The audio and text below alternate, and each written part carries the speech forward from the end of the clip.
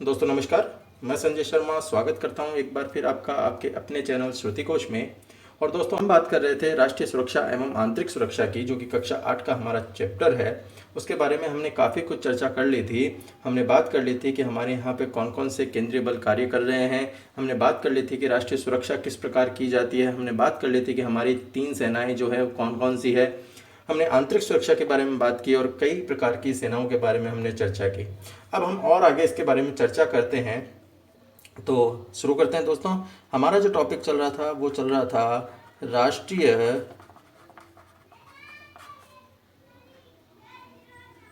सुरक्षा एवं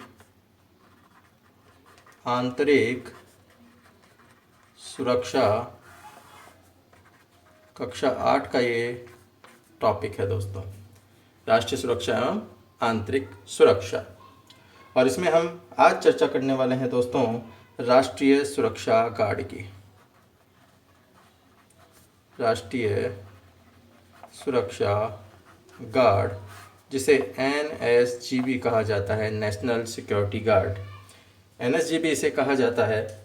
दोस्तों शुरुआत में इसकी स्थापना कैसे हुई? दोस्तों 1984 में पंजाब के अंदर आतंकवाद जो था वो चरम पे था और आतंकवादियों को मिटाने के लिए एक ऑपरेशन ब्लू स्टार जो है वो चलाया गया था। तो भारत सरकार ने उस समय अनुभव किया कि अगर हमें इस आतंकवाद को दूर करना है तो हमें एक ऐसे अत्याधुनिक हथियारों से लैस गार्ड की आवश्यकता होगी, कमांडोज की आवश्यकता होगी, जो कि ऐसी परिस्थिति के अंदर तुरंत जो है कार्रवाई कर सके। और ऐसी कंडीशन में राष्ट्रपति की औपचारिक स्वीकृति के पश्चात 1986 में दोस्तों स्थापना की गई राष्ट्रीय सुरक्षा गार्ड की। तो राष्ट्रीय सुरक्षा गार्ड की स्थापना की गई 1986 में। और इसकी स्थापना क्यों की गई? ये की गई कि आतंकवाद जो है उस आतंकवादी गतिविधियों को रोकने के लिए, आतंकवादी गतिविधियों को रोकने के लिए इसकी स्थापना जो है वो की गई। दोस्तों इसका अगर हम आदर्श वाक्य देखें तो आदर्श वाक्य है इसका सर्वत्र सर्वोत्तम सुरक्षा। सर्वोत्तम सुरक्षा इसका आदर्श वाक्य है। और ये जो है दोस्तों ये है गृह मंत्रालय के अधीन, गृह मंत्रालय के ये अधीन है। तो इसकी स्थापना किस चीज़ को देखकर की गई थी? इसकी स्थापना की गई थी पंजाब के अंदर 1984 के जो दंगे हुए थे, 1984 में जो आतंकवादी गतिविधियां हुई थी उसके खिलाफ ऑपरेशन ब्लू स्टार जो है वो चलाया गया। और ये चलाया गया आतंकवाद के खिलाफ। और उसके बाद ये जो राष्ट्रीय सुरक्षा गार्ड है इसको लाया गया। दोस्तों NSG जो है, NSG के सुरक्षा के जो सदस्य हैं, NSG सुरक्षा सदस्य जो हैं उन्हें ब्लैक कैट कमांडो भी कहा जाता है, ब्लैक कैट कमांडो। तो ब्लैक कैट कमांडो के नाम से भी इन्हें जाना जाता है, नाम से जाना जाता है। तो ब्लैक कैट कमांडो के नाम से भी इन्हें जाना जाता है। इसके साथ साथ ये जो बल है, इस बल के 2 भाग होते हैं। विशेष कार्य बल के 2 भाग हैं। और ये 2 भाग कौन कौन से हैं? एक भाग तो कहलाता है दोस्तों इसका SAG, जिसको क्या कहा जाता है अगर फुल फॉर्म हम बात करें तो special action group, special action group. और दूसरा जो है वो कहलाता है दोस्तों SRG। SRG। और ये है special rangers group. Special rangers group दो तरह के जो विशेष बल है वो कार्य करते हैं। एक तो है स्पेशल एक्शन ग्रुप और एक है स्पेशल रेंजर ग्रुप। जो SAG है वो ये है भारतीय जो सेनाएं हैं हमारी, भारतीय सेनाओं के। तो SAG में कौन होते हैं दोस्तों? SAG में होते हैं भारतीय सेनाओं के चुने हुए जवान, ये SAG में होते हैं। और SRG के अंदर कौन से होते हैं? इनके अंदर केंद्रीय अर्ध सैनिक बलों के कार्मिक होते हैं। तो एक जगह SAG में तो कौन होते हैं? SAG में होते हैं भारतीय सेनाओं के चुने हुए जवान, और SRG में केंद्रीय अर्धसैनिक बलों के जो कार्मिक है उन्हें लिया जाता है। दोस्तों NSG जो है वो देश का सबसे बड़ा शक्तिशाली संगठन है। NSG देश का सबसे शक्तिशाली संगठन है। सबसे शक्तिशाली संगठन है ये।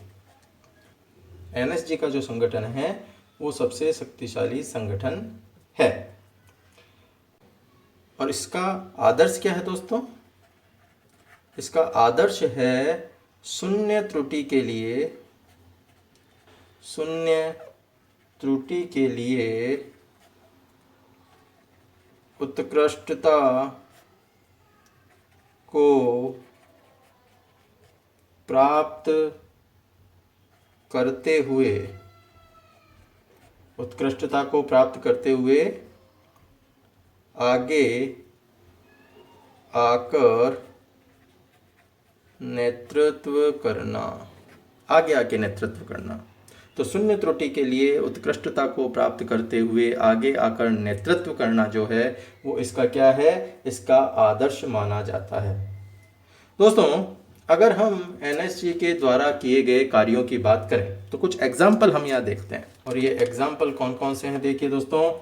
सबसे पहले तो हम बात करते हैं दिसंबर 1999 की, जब 1999 में जो इंडियन एयरलाइंस है उसका विमान था IC-814, उस IC-814 का अपहरण कर लिया गया और उस अपहरण के अंदर उसको सफलतापूर्वक नस्ते-नाबूद किया हमारे NSG ने।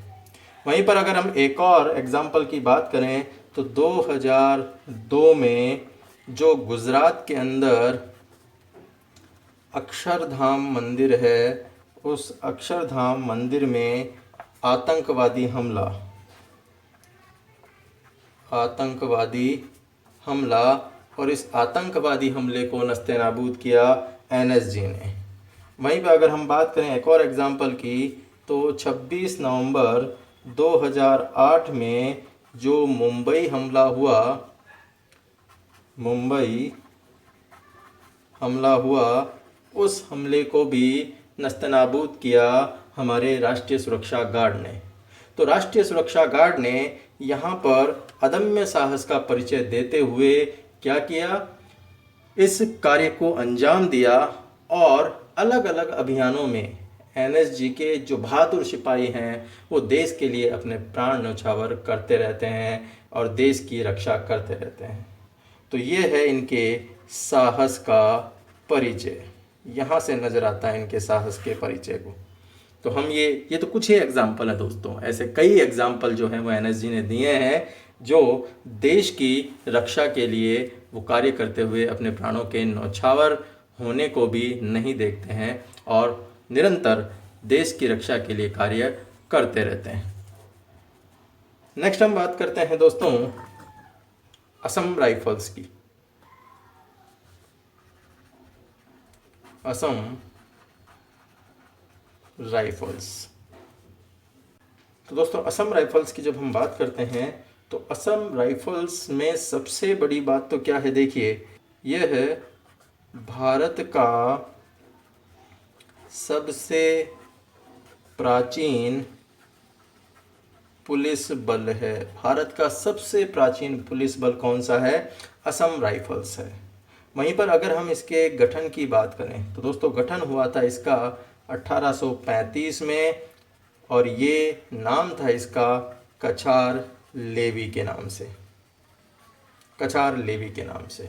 तो भारत का सबसे प्राचीन पुलिस बल है जिसका गठन 1835 में कछार लेवी के नाम से किया गया था। और प्रारंभ में इसका काम क्या था दोस्तों? प्रारंभ में इसका जो काम था वो था ब्रिटिश काल के अंदर। देखिए 1835 में ब्रिटिश काल ही था, तो ब्रिटिश काल में जो चाय के बागान थे, चाय के बागान, उन चाय के बागानों की सुरक्षा के लिए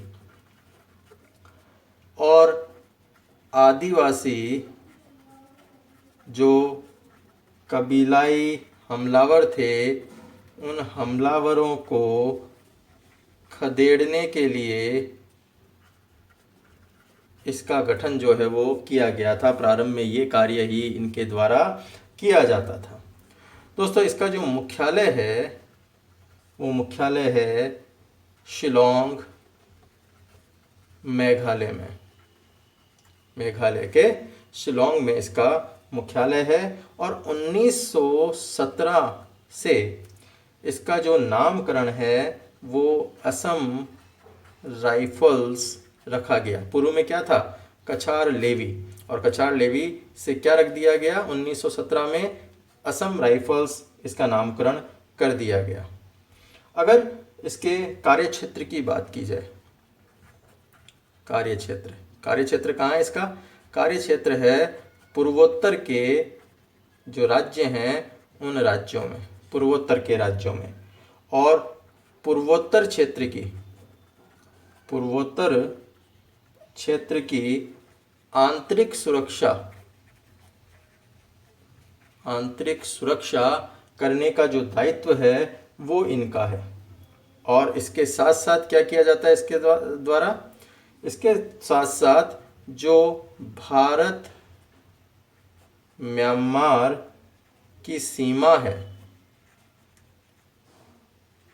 उसकी सुरक्षा करने का जो दायित्व है वो भी इसी के जिम्मे है। तो देखिए दोहरा दायित्व यहाँ पर दिया गया है असम राइफल्स को। एक तो ये पूर्वोत्तर के राज्यों की आंतरिक सुरक्षा का काम करती है, वहीं पर भारत म्यांमार की सीमा की सुरक्षा का दायित्व जो है वो भी इसे दिया गया है।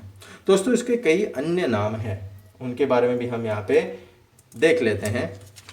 तो असम राइफल्स को किन किन नामों से जाना जाता है? इसके जो अन्य नाम हैं वो अन्य नाम हैं पूर्वोत्तर का प्रहरी। असम राइफल्स को अन्य किस नाम से जाना जाता है? पूर्वोत्तर के प्रहरी के नाम से। इसके साथ साथ इसको जाना जाता है पर्वतीय लोगों का मित्र, पर्वतीय लोगों का मित्र, friends of north east people, friends of north east people, पर्वतीय लोगों का मित्र या पूर्वोत्तर का प्रहरी, ये भी इसे कहा जाता है। तो दोस्तों देखिए ये नाम इसका क्यों पड़ा? ये नाम इसका इसलिए पड़ा क्योंकि जो स्नेहपूर्वक लोग हैं वो इसे पूर्वोत्तर का प्रहरी कहते हैं। तो ये उन लोगों का मित्र के रूप में उनकी सहायता करता है, इसीलिए इसका नाम जो है ये पड़ा। इसका जो नियंत्रण है दोस्तों वो नियंत्रण है गृह मंत्रालय के पास, गृह मंत्रालय के पास। लेकिन अगर इसके संचालन की बात की जाए तो इसका संचालन जो है वो रक्षा मंत्रालय के पास है, रक्षा मंत्रालय के पास। और जो वेतन भत्ते वगैरह है वो रक्षा मंत्रालय के आधार पर इनको दिए जाते हैं।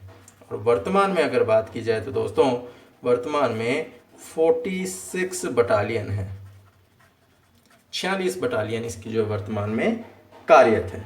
तो ये है दोस्तों हमारा असम राइफल्स। अब हम बात करते हैं यहीं पे हमारे भारतीय तटरक्षक की। भारतीय तटरक्षक, भारतीय तटरक्षक दोस्तों 1 फरवरी 1977 को भारतीय तटरक्षक जो है वो अस्तित्व में आया।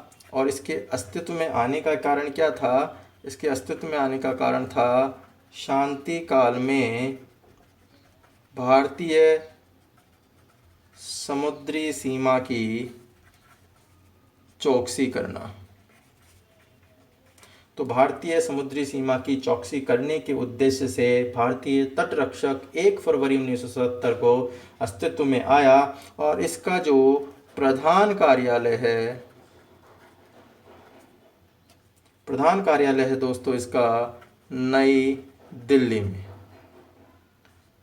और इसके अगर क्षेत्रीय कार्यालयों की बात की जाए तो क्षेत्रीय कार्यालय हैं दोस्तों इसके गांधीनगर, मुंबई,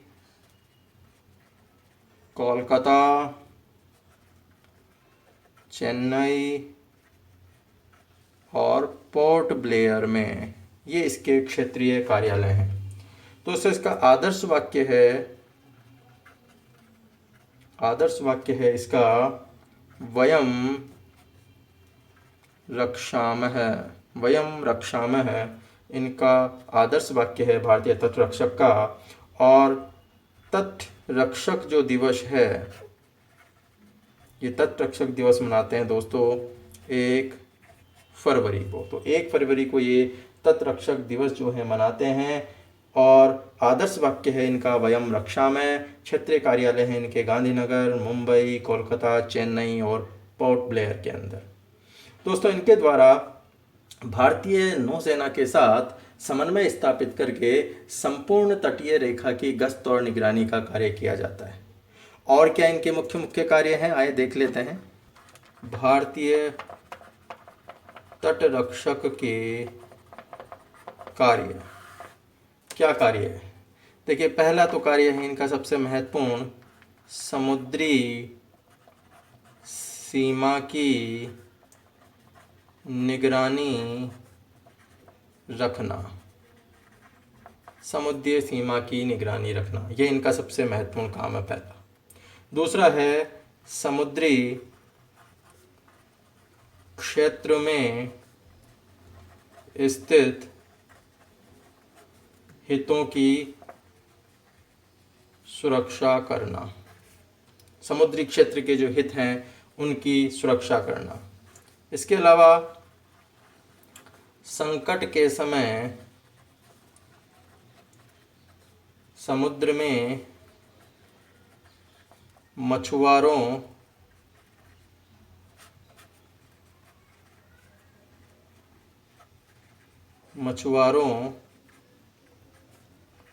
की सहायता करना, ये भी इसका काम है। जो देश के मछुआरे हैं उनकी सहायता करने का काम भी इनका है। इसके अलावा समुद्री मार्ग से जो तस्कर रोधी अभियान हैं उनका नेतृत्व करना। तस्कर रोधी अभियानों में सीमा शुल्क तथा अन्य प्राधिकारों की मदद करना। और साथ में जो समुद्री पर्यावरण उसकी सुरक्षा करने का काम जो है वो भी इन्हीं का है। तो उसके लिए जो आवश्यक कदम उठाए जाने चाहिए, आवश्यक कदम उठाना, ये भी इनका काम है। इसके अलावा समुद्री क्षेत्र में जान एवं माल की सुरक्षा सुनिश्चित करना, ये भी इनका काम है। तो देखिए, भारतीय तटरक्षकों का काम जो है बड़ा ही विस्तृत है। जो समुद्री सीमा है, वो समुद्री सीमा में किसी भी प्रकार के व्यक्ति की आवाजाही जो देश के लिए असुरक्षित हो, उसे रोकने का काम जो है वो भारतीय तटरक्षक करता है, और भारतीय सेना के साथ ये समय समय पर जो है कार्य करता रहता है। तो अब तक हमने जो भारतीय सुरक्षा की स्थिति देखी दोस्तों, आंतरिक सुरक्षा की स्थिति देखी, तो हमने यहाँ पे देखा कि भारत क्या है। भारत सांस्कृतिक, भौगोलिक, राजनीतिक, आर्थिक जैसी कई विविधताओं से घिरा हुआ देश है, और संघीय ढांचा जो हमारा है वो अनेकता में एकता को स्थापित करता है।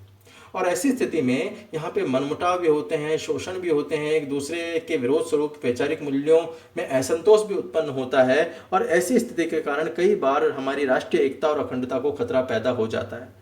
तो इन सब को स्थितियों को, तनावग्रस्त स्थितियों को, असौहार्दपूर्ण स्थितियों को निपटने के लिए हमें आंतरिक सुरक्षा व्यवस्था को बनाए रखना जरूरी होता है। दोस्तों, इसके साथ साथ कई गंभीर मुद्दे हमारे यहाँ पे बने हुए हैं, जैसे हमारे सांप्रदायिकता की समस्या है, क्षेत्रवाद है, आतंकवाद है, नक्सलवाद है, या फिर अलगाववाद की हम बात करें तो ये आंतरिक सुरक्षा के लिए काफ़ी गंभीर मुद्दे हमारे यहाँ पे बने हुए हैं। और जम्मू कश्मीर का तो आप देख रहे हैं कि पाकिस्तान के जो लोग हैं, या पाकिस्तान समर्थित जो लोग हैं, वो पृथक कश्मीर का राग जो है वो अलापते रहते हैं, और हमेशा कुछ ना कुछ वहाँ पर आतंकवादी गतिविधियाँ करते रहते हैं। तो ये भी हमारे आंतरिक सुरक्षा की स्थिति के लिए खतरा उत्पन्न करता है। दोस्तों, इन समस्याओं के कारण पुलिस और जो सशस्त्र बल हैं हमारे, वो कई खतरों का उनको सामना करना पड़ता है। और लॉन वुल्फ अटैक की जो घटनाएं हैं सशस्त्र बलों के समक्ष, वो एक नई चुनौती पेश करती है।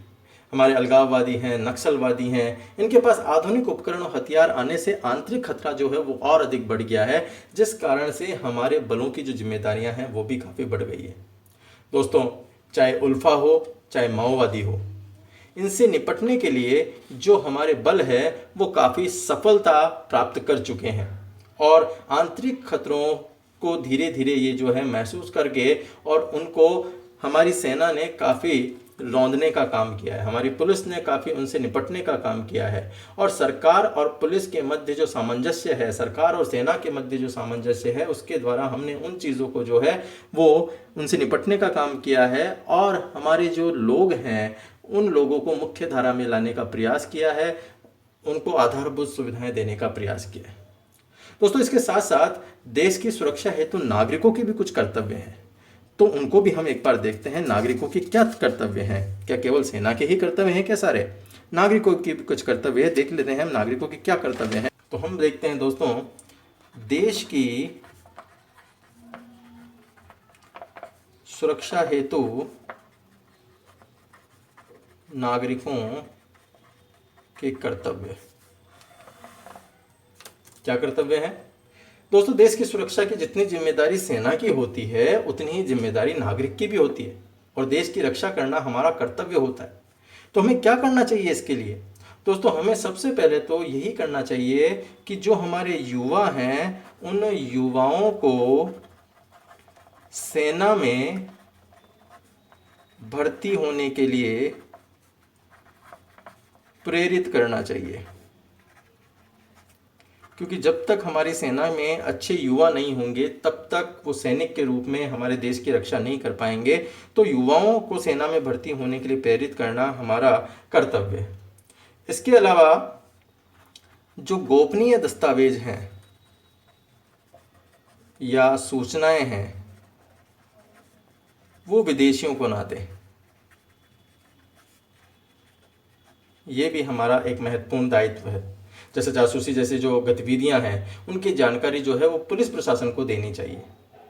जो हमारे सैनिक हैं दोस्तों, वो सैनिक मोर्चे पर लड़ रहे हैं, तो उनको समय समय पर खाद्य सामग्री, दवाइयाँ, आवश्यक वस्तुएं जो है वो उपलब्ध करवाने का दायित्व जो है वो भी हमारा है, और सेना का मनोबल बढ़ाने का दायित्व भी हमारा है।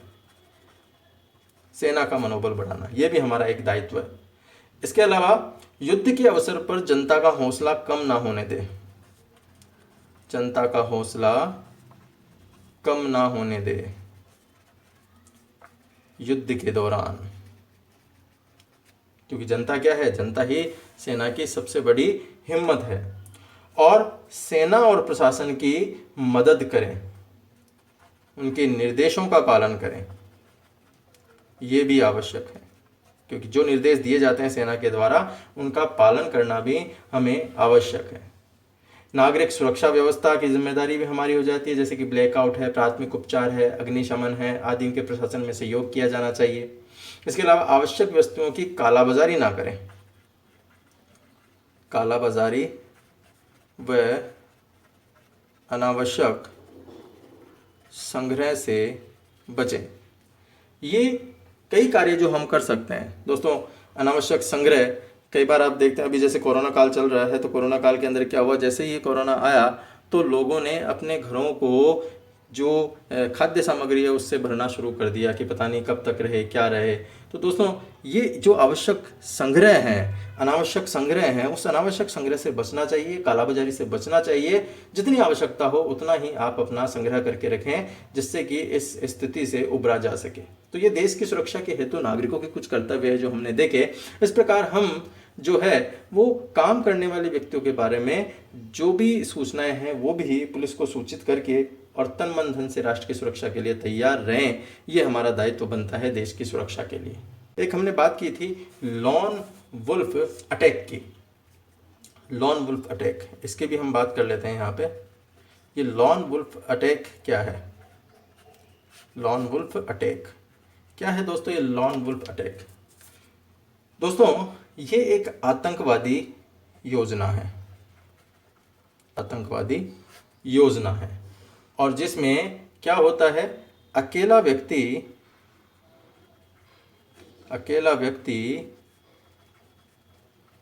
रोजमर्रा की चीजों का इस्तेमाल कर हमले को अंजाम देता है। तो ये आतंकवादी योजना है जिसमें एक अकेला व्यक्ति क्या करता है, रोजमर्रा की जो चीजें हैं उनको काम में लेता है और फिर इसका इस्तेमाल करता है और हमला कर देता है। तो दोस्तों ये था आज का हमारा वीडियो, जिसके अंदर हमने राष्ट्रीय सुरक्षा और आंतरिक सुरक्षा के बारे में बात की। आशा है आपको ये चीजें समझ में आई होगी। तो इस वीडियो में इतना ही दोस्तों, धन्यवाद। आपका दिन शुभ हो।